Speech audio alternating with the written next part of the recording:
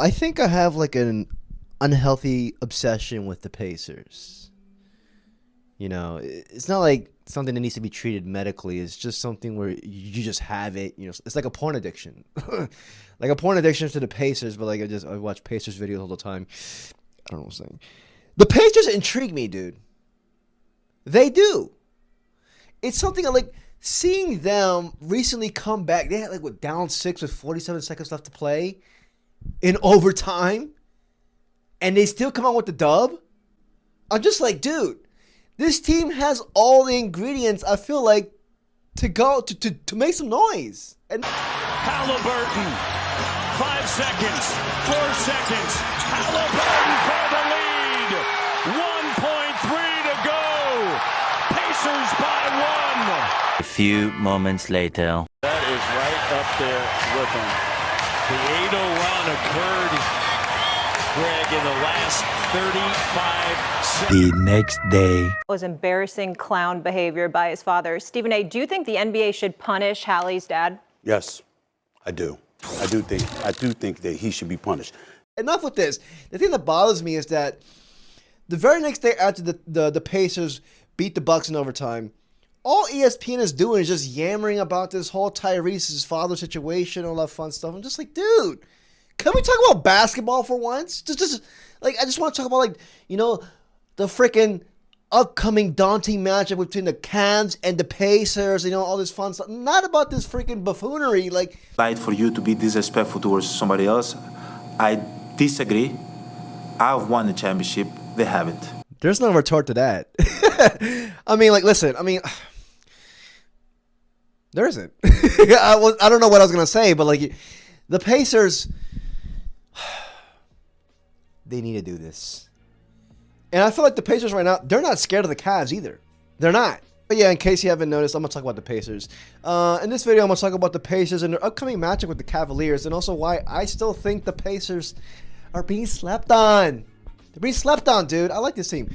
But yeah, if you enjoyed this video, please like and subscribe. I truly appreciate it. So the Pacers and the Cavs, they actually split their home game series. Like January 12th and January 14th, they split it. They won both at home. I'm not going to count the later two games towards the end of the season because, well, the teams are gearing up for the playoffs. Some players are missing, so, I'm not counting those games. But the first two, I'm just like, okay, they split it 1-1. The Cavs are coming off like one of the most dominant sweeps of all time. I'm not saying it to scare the Pacers away, because the Cavs themselves, they had a historic franchise season. But, they actually haven't swept the team in the playoffs since 2018. So, like, they're coming into this series with a lot of mojo, a lot of momentum, and apparently it was the largest differential in NBA history with the plus 122 against the Heat. So, plus 122 against the Heat, like, they not only swept them, I was going to say molested. They're already employing psychological warfare against Tyrese, dude. Look at the fuck. That's actually good. That's a good one right there. I don't know if it's AI or anything. I don't know. I don't know anything right now anymore. I don't believe anything. But if this is true, holy hell, that's fun. But yeah, still, don't let the Cavs get in your head. I'm rooting for the Pacers, dude. I am always rooting for the underdog. But the Pacers have Tyrese Halliburton, and he's not overrated here at the Dirty Buckets.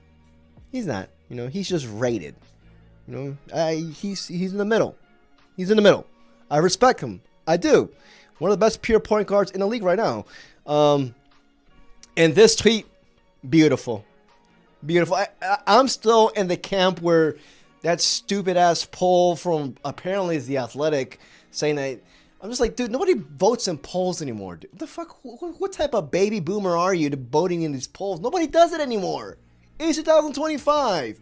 I don't believe this poll. And I don't believe the results. I don't believe anything. I don't. I found out that the Pacers, the last time they actually advanced in the playoffs 2 years in a row was 2013, 2014.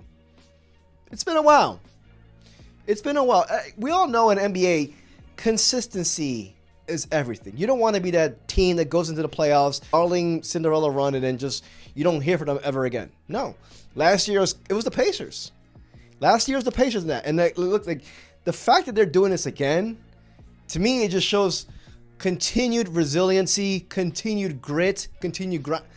To me, it's just like I don't want to jinx a team, but I'm just like, this team is not only set up for the present, but also the future. Here's a key stat that I found for these two teams.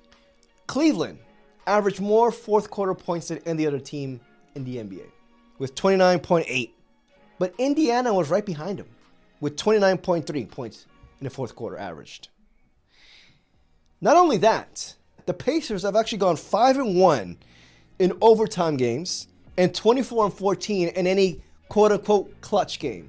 The Cavs, on the other hand, they've gone 26-12 in those clutch games. These two teams are clutch. They're clutch when it matters. So that fourth quarter is going to be super entertaining to watch. The first three quarters, but the fourth quarter, that's where this series is going to be won at. They're both really good at the fourth quarter. They're both really clutch. To me, it's just like, I want to say it's up to the coaching, but the star players here, they're the ones who ball out in the fourth quarter. I don't know, man. To me, it's just like, you got to control Spida. You got to control Spida, dude.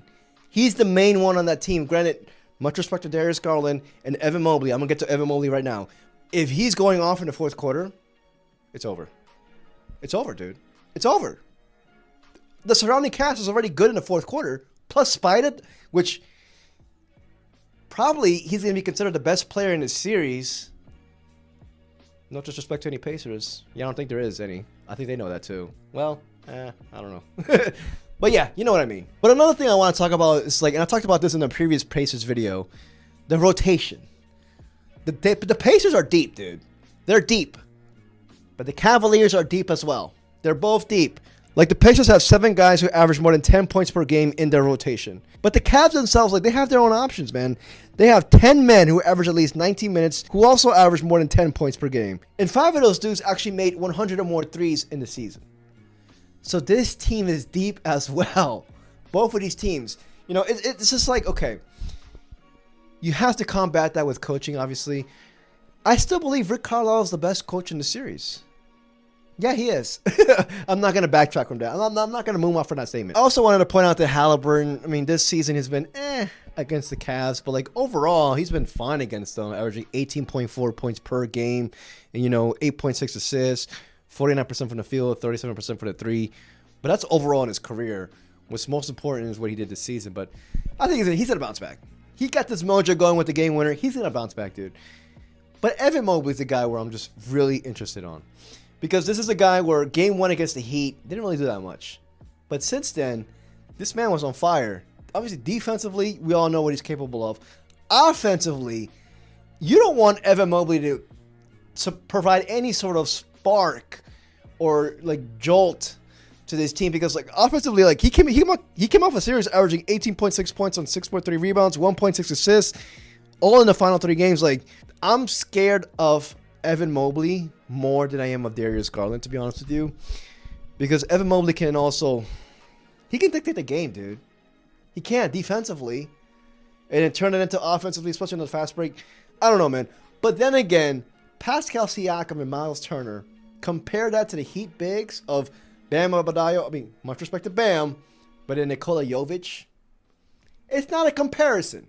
It's not. It's not. Pascal Siakam and Miles Turner are much better defensively than those two. Granted, Bam's a great player.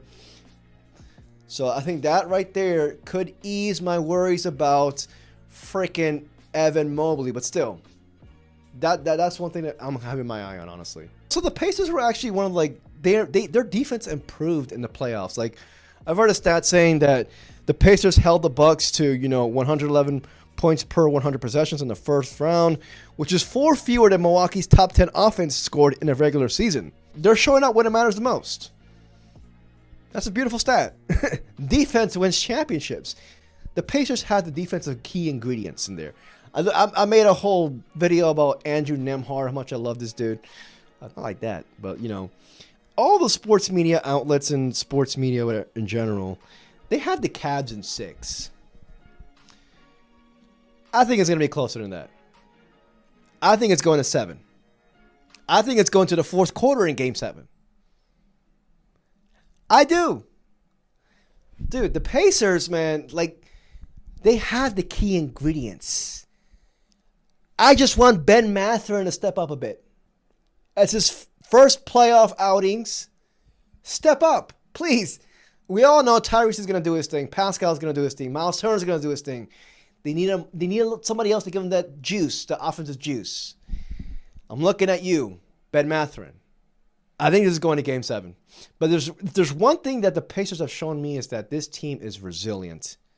To the fourth quarter, they'll fight and claw and scratch until it's 0-0-0. I'm not counting out the Pacers in 6. I'm just saying, man, the Cavs need to take the Pacers super seriously. Like, this is a code red threat. Code red threat, because this team is hot right now when it matters the most. But yeah, man, let me know what you guys think. If you enjoyed this video, please like and subscribe. I truly appreciate it. Till next video, peace, y'all.